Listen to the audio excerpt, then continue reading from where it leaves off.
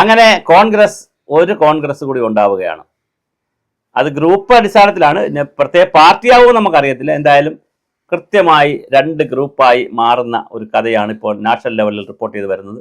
ഇത് BJP ഫോൾഡറുകളിലാണ് ഇറങ്ങുന്നത്. പക്ഷേ എന്തായാലും അതിന് വലിയ വാർത്താ പ്രാധാന്യം കിട്ടിയിട്ടുണ്ട്. ഒന്നെന്ന് പറയുന്നത് പ്രിയങ്ക ഗാന്ധിയുടെ നേതൃത്വത്തിൽ ദിഗ്വിജയ് സിംഗ് മനഃപൂർവ്വം ഉയർത്തിവിട്ടതാണ് ഈ വിഷയം. ദിഗ്വിജയ് സിംഗ് അങ്ങനെ ഉയർത്തിവിടുന്നതിന് കാരണം കോൺഗ്രസിനകത്തൊരു കുത്തിത്തിരിപ്പുണ്ടാക്കി 2 വിഭാഗമായി നിർത്താം എന്നുള്ളൊരു പരിപാടിയാണ്. ശശി തരൂരാണ് തുടങ്ങി വെച്ചു. ശശി തരൂർ തുടങ്ങി. അവസാനം ഇപ്പോൾ പ്രിയങ്ക ഗാന്ധി വേറൊരു പക്ഷത്ത് നിൽക്കുന്നു. ശശി തരൂരിനെയും അതുപോലെ തന്നെ ദിഗ്വിജയ് സിംഗിനെയും ഒക്കെ സപ്പോർട്ട് ചെയ്യുന്ന ഒരു ലൈനാണ് പ്രിയങ്ക ഗാന്ധി എടുത്തിട്ടുള്ളത്. കംപ്ലീറ്റ് RSS സംഘപരിവാർ വിരുദ്ധ ലൈനാണ് രാഹുൽ ഗാന്ധി നിൽക്കുന്നത്. അപ്പോൾ ഇതൊരു 2 ചേരികൾ കോൺഗ്രസിൽ രൂപപ്പെട്ടിരിക്കുകയാണ്. അതിന് മല്ലികാർജ്ജുന ഖാർഗെ പോലുള്ളവർ ഇതെവിടെ നിൽക്കുന്നു എന്നുള്ളത് ഇപ്പോൾ ഒരു പ്രശ്നമാണ്.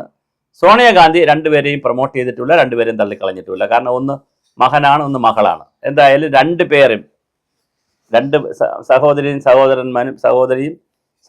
2 പേരും വേർതിരിഞ്ഞു നിന്ന് 2 ഗ്രൂപ്പ് സമവാക്യങ്ങൾ മാനേജർമാർ അതിനകത്ത് ഉണ്ടാവുന്നു എന്നുള്ളതാണ്. കോൺഗ്രസിൽ എന്നും ഇങ്ങനെയായിരുന്നു. ഇടയ്ക്കിടെ ഗ്രൂപ്പ് മാനേജർമാരുണ്ടാവും. ഇന്ദിരാഗാന്ധിയുടെ കാലത്തും ഉണ്ടായിരുന്നു, നെഹ്റുവിൻ്റെ കാലത്തും ഉണ്ടായിരുന്നു. എല്ലാ കാലത്തും കോൺഗ്രസിൽ ഗ്രൂപ്പുണ്ട്, ഗ്രൂപ്പിന് മാനേജരും കാണും. ഇപ്പോൾ പിന്നെ പ്രിയങ്ക ഗാന്ധിയുടെ ഒരു ഗ്രൂപ്പ് ഉണ്ടാവുന്നു, അതിൻ്റെ മാനേജർ പ്രിയങ്ക ഗാന്ധിയാണ്. ആ ഗ്രൂപ്പിലേക്കാണ് ദിഗ്വിജയ് സിംഗ്, ശശി തരൂർ സംഘമെല്ലാം കൂടി ഇങ്ങനെ ചേക്കേറിയിട്ടുണ്ട്. ഇപ്പുറത്ത് രാഹുൽ ഗാന്ധിയുടെ ഒരു മാനേജർ പരിപാടിയുണ്ട്, അതിനകത്താണ് KC വേണുഗോപാലും സംഘവും ഒക്കെ ഇപ്പോൾ നിൽക്കുന്നത്. ഇങ്ങനെ ഗ്രൂപ്പ് ആയിക്കഴിഞ്ഞാൽ ഗ്രൂപ്പ്, പിന്നെ ഗ്രൂപ്പ് സമവാക്യമായി, പിന്നെ ഗ്രൂപ്പിൻ്റെ ഇടയ്ക്ക് ഗ്രൂപ്പ് അങ്ങോട്ടും ഇങ്ങോട്ടും ഗ്രൂപ്പിൽ ആളുകളെ പിടുത്തമായി, ചാക്കിട്ട് പിടുത്തമായി, മാറ്റമായി, PCCകളെ പിടിക്കുന്ന പണിയായി, DCCകളെ പിടിക്കുന്ന പണിയായി, പിന്നെ പണി മാറും. ഇതിപ്പോൾ പണി പാളും. അതിലേക്കാണ് കോൺഗ്രസ് പോയിക്കൊണ്ടിരിക്കുന്നത്. ഇന്ത്യ മുന്നണി എന്ന് പറഞ്ഞിട്ട് ആപ്പാടെ 4, 3, 6 പേരേ ഉള്ളൂ. അത് തന്നെ മമതാ ബാനർജി ഒരു വഴിക്ക് പോയി, അഖിലേഷ് യാദവ് വേറൊരു വഴിക്ക് പോയി, അരവിന്ദ് കെജ്രിവാൾ തോറ്റ ഉന്നമ്പാടി ഡൽഹി കഴിഞ്ഞപ്പോൾ അദ്ദേഹത്തിൻ്റെ പൊടിയും തട്ടി അദ്ദേഹം കാശിക്കാണ്ട് പോയി. ഒരു പേരേ കേൾക്കാനില്ല ഇപ്പോൾ. അരവിന്ദ് കെജ്രിവാൾ എന്നൊരു പേര് പോലും കേൾക്കാനില്ല. പണ്ട് പ്രഫുല്ലകുമാർ മൊഹന്ത എന്ന് പറഞ്ഞ ഒരാൾ ആസാമിൽ ഇതുപോലെ ഉണ്ടായിരുന്നു. 23, 24 വയസ്സിൽ നമ്മൾ ആര്യ രാജേന്ദ്രനെ പോലുള്ള പ്രായത്തിൽ മുഖ്യമന്ത്രിയായി വലിയ ആസാം ഗണ പരിഷത്ത് എന്ന് പറഞ്ഞൊരു പാർട്ടിയൊക്കെ ഉണ്ടാക്കി, വലിയ കലാപമൊക്കെ ഉണ്ടാക്കി അദ്ദേഹം മുഖ്യമന്ത്രിയായി. വളരെ ചെറിയ പ്രായം, താടിയൊക്കെ വെച്ച കഷ്ണിയൊക്കെ ഉള്ള ഒരാളായിരുന്നു. വളരെ മനോഹരമായിട്ട്. അപ്പോൾ എല്ലാവരും പറഞ്ഞു ഇനി പ്രഫുല്ലകുമാർ മൊഹന്തയായിരിക്കും രാജ്യത്തിലെ പ്രധാനമന്ത്രി. അത്ര ഭയങ്കര പ്രാസംഗികനും ആസാം ഗണ പരിഷത്തിൻ്റെ സംസ്ഥാന നേതാവും വലിയ ആളായിരുന്നു. പക്ഷേ ഇപ്പോൾ അദ്ദേഹം ജീവിച്ചിരിപ്പുണ്ടോ എന്ന് പോലും അറിയത്തില്ല. ആസാം ഗണ പരിഷത്തും നാശക്കോട്ടയായി, വലിയ കുഴപ്പമായി. അതുപോലെ തന്നെയാണ് ഈ അരവിന്ദ് കെജ്രിവാളും. ഇപ്പോൾ ഇതാ ഡൽഹി പിടിച്ചു, ഉടനെ ഹരിയാന പിടിക്കും, പഞ്ചാബ് പിടിക്കും.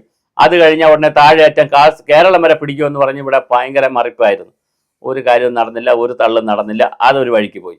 അങ്ങനെ ഇന്ത്യ മുന്നണി ശരത് പവാറിൻ്റെ വഴിക്ക് പോയിട്ടുണ്ട്. അങ്ങനെ ഇന്ത്യ മുന്നണിയുടെ പല വഴിക്ക് കല്ലിലടിച്ച പൂക്കൊല പോലെ പോയിക്കൊണ്ടിരിക്കുമ്പോൾ കോൺഗ്രസിന് തലവേദനയായി, ഇന്ത്യ മുന്നണിക്ക് തലവേദനയായി. കോൺഗ്രസ് ഗ്രൂപ്പ് രാഷ്ട്രീയത്തിൻ്റെ പുതിയ പോർമുഖങ്ങളും സമവാക്യങ്ങളും തുറക്കുകയാണ്. അതിൻ്റെ ഏറ്റവും വലിയ കൗതുകം എന്ന് പറയുന്നത് സഹോദരങ്ങൾ തമ്മിലാണ് ഈ തർക്കം എന്നുള്ളതാണ്. സഹോദരി ഒരു ഗ്രൂപ്പിൽ, സഹോദരൻ മറ്റൊരു ഗ്രൂപ്പിൽ. എന്തായാലും കൊള്ളാം. കോൺഗ്രസ് വീണ്ടും ഗ്രൂപ്പ് രാഷ്ട്രീയത്തിലേക്ക് പോകുന്നു എന്നുള്ളതാണ് ഡൽഹിയിൽ നിന്നുള്ള വളരെ പ്രധാനപ്പെട്ട വാർത്ത.